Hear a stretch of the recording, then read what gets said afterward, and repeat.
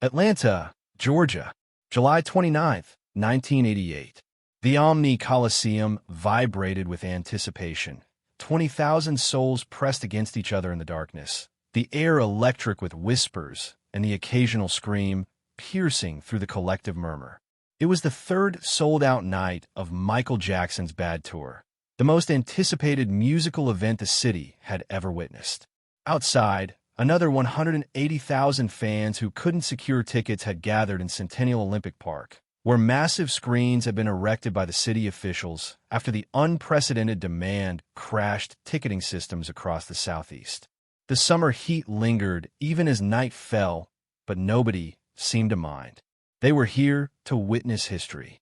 The stage stood empty, bathed in blue light, 5 musicians positioned like statues behind their instruments, waiting. A single spotlight suddenly cut through the darkness, finding nothing but empty space at center stage. The crowd held its breath. And then silence. Complete, unnatural silence, as if 20,000 people had collectively forgotten how to breathe. 10 seconds passed. 20. The tension built to an almost unbearable level. And then a silhouette appeared, rising slowly from beneath the stage on a hidden hydraulic platform. Just the outline of a lean figure, hat tilted forward, one gloved hand raised in a frozen wave. The roar that followed seemed to shake the very foundation of the building. Atlanta! The voice came through the speakers, but Michael was still motionless, the perfect silhouette. Are you ready? Another deafening response as the first beats of "Wanna Be Startin' Something" began to pulse through the speakers. The lights exploded in a synchronized frenzy, revealing Michael in his full glory. The military-inspired jacket adorned with golden buttons and buckles, the single glittering glove catching and throwing light in 1,000 directions, the fedora tilted just so over his eyes. His body began to move, those impossible, fluid movements that seemed to defy the very laws of physics. 20,000 voices sang along to every word, a unified chorus that followed his command. 3 songs in, the energy in the building had reached fever pitch. Michael had shed his jacket, revealing a crisp white shirt that glowed almost ethereally under the stage lights.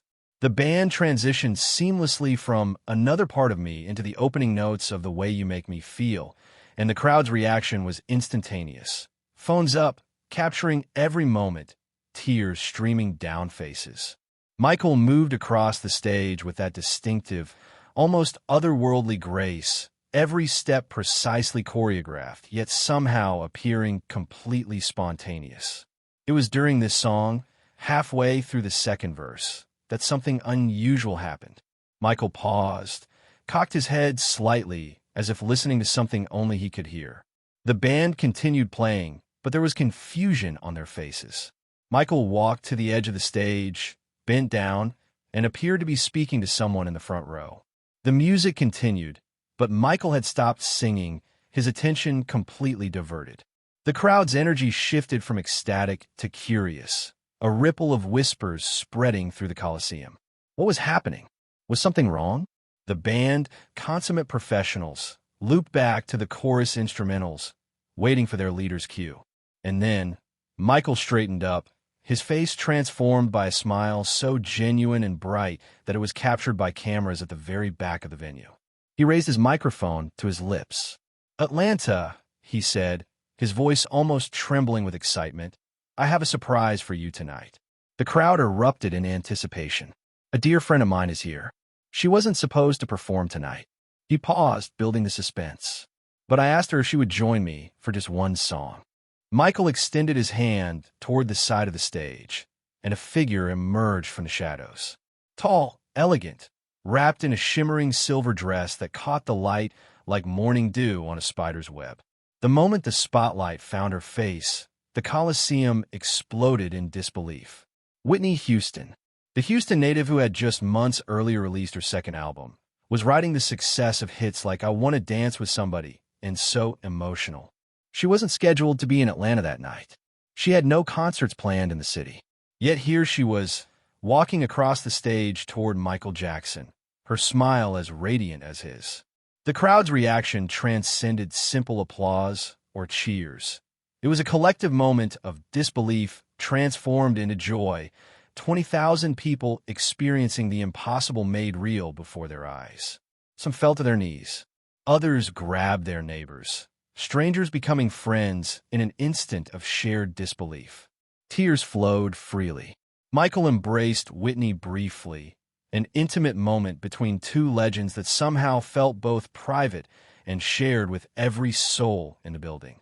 They spoke quietly to each other, their microphones lowered, a secret exchange that left both of them laughing.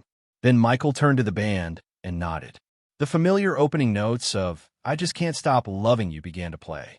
The song, a duet on Michael's album, had been performed on tour with background singer Sheryl Crow. But tonight was different. Tonight, two of the greatest voices the world had ever known would share the same stage, the same song, the same moment in time. Whitney took the first verse, her voice soaring with that effortless power that had already made her a legend at just 25 years old. The crowd fell silent again, mesmerized. When Michael joined in for the chorus, the blend of their voices created something transcendent, something that seemed to touch every person in the room in a deeply personal way.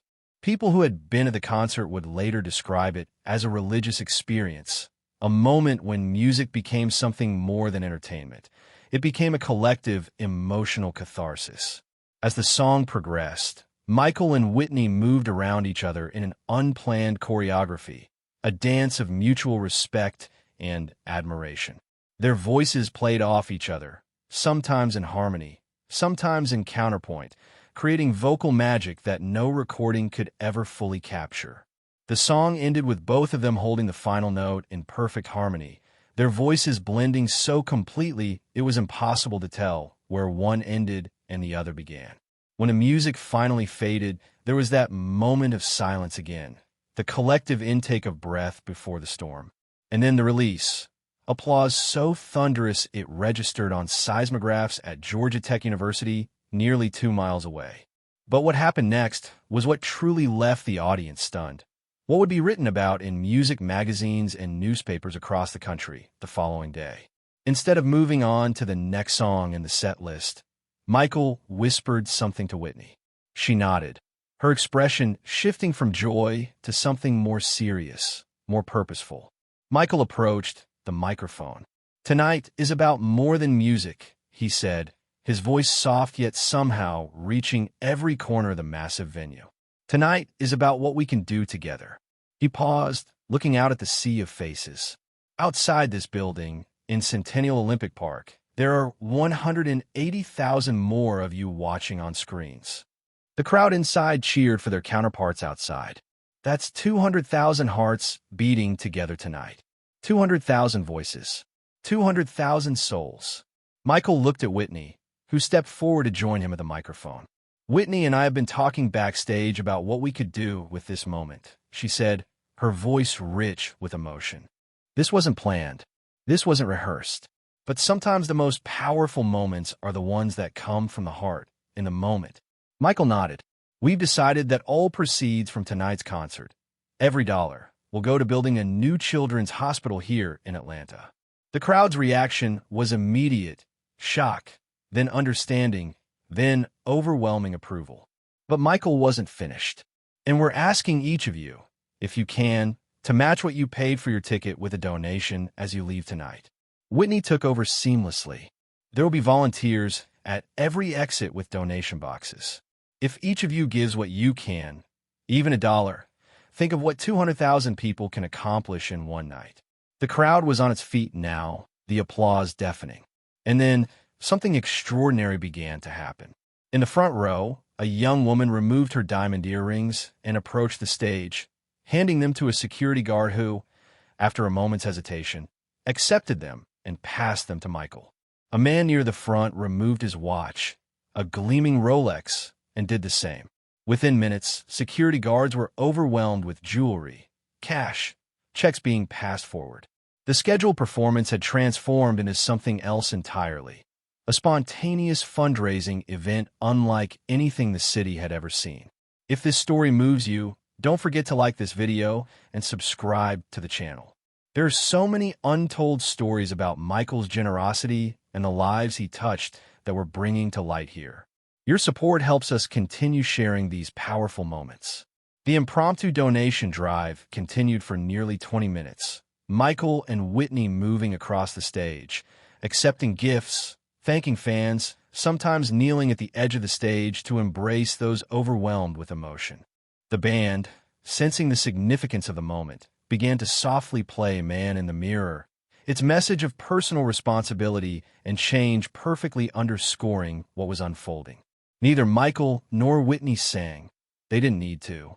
The crowd sang every word, 20,000 voices unified in purpose and passion.